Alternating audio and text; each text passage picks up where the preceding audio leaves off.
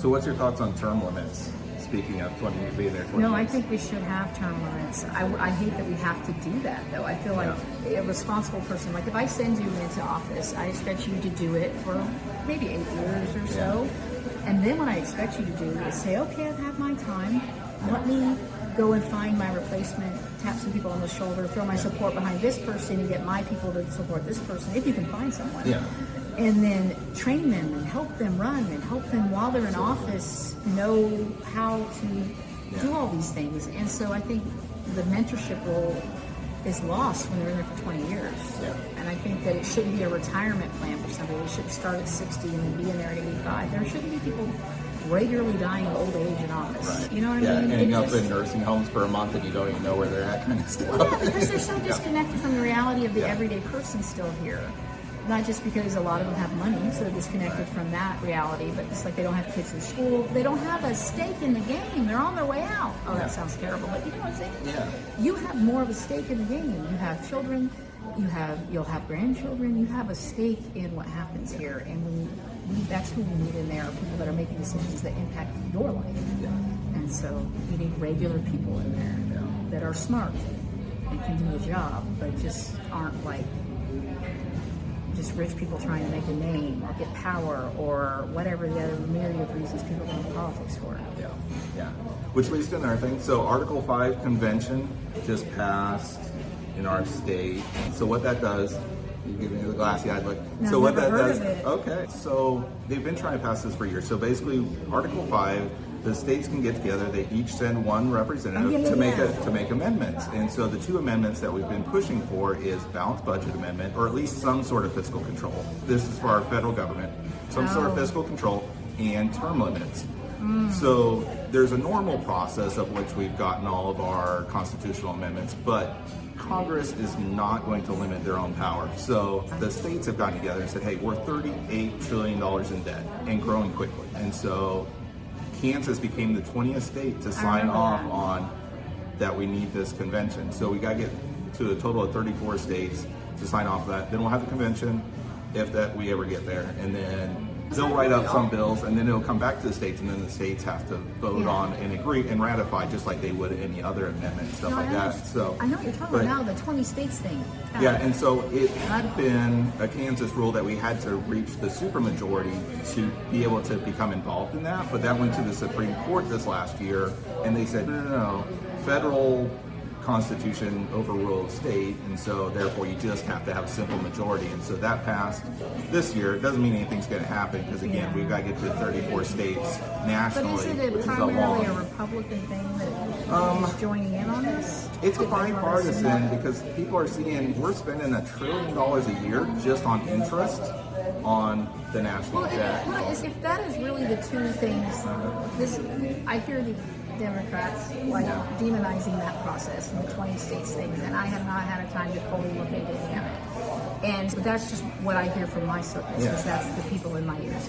And but if they're just going there to try to vote for those two things, how is that not a good idea? Why wouldn't everybody be behind? It seems like it Campaign was finance reform. What was the but other? not campaign finance. Not campaign I finance. wish. No, term limits. Balanced budget and term. I didn't take any money from anybody last time. Partly because I wasn't. I have it all okay. downloaded. Okay, cool. I've got my money in there last There's time. not a lot but- of districts to where I can. There's not a lot of districts where I can really pull the historical data, because a lot of them are new people running that don't have campaign finance reports, but people like you do. So I can pull that into the equation, because you could be doing great this time, and then I could find something nefarious in that one. But I haven't really looked yet. But so I'm pulling together when I can. I like to get an equal amount of data, but when you have an incumbent that's been in there, I can get like all of last year's, and I have one report from the new person. But with someone like you, I can get more data. So I have it all downloaded. I just have to make spreadsheets. It's a lot. I've gone through even just with like my opponent. I downloaded, printed off all of his campaign finance stuff since 2016, and I went through and analyzed. I do a pie chart of how much is this and how much is that, and then how much is individuals and how much is PAC, what kind of PACs they are, and then I put in there a list of the donations, who they got from, and then a little description of what that is. And they can always go Google it and look it up too. But I just don't see a lot of so far, I don't see a lot of the incumbents having individual donations, hardly at all. Yeah. They're certainly not the majority of what they get. And Yeah. they're getting money from things in Washington and out of state and other countries, and money that I don't even understand Yeah.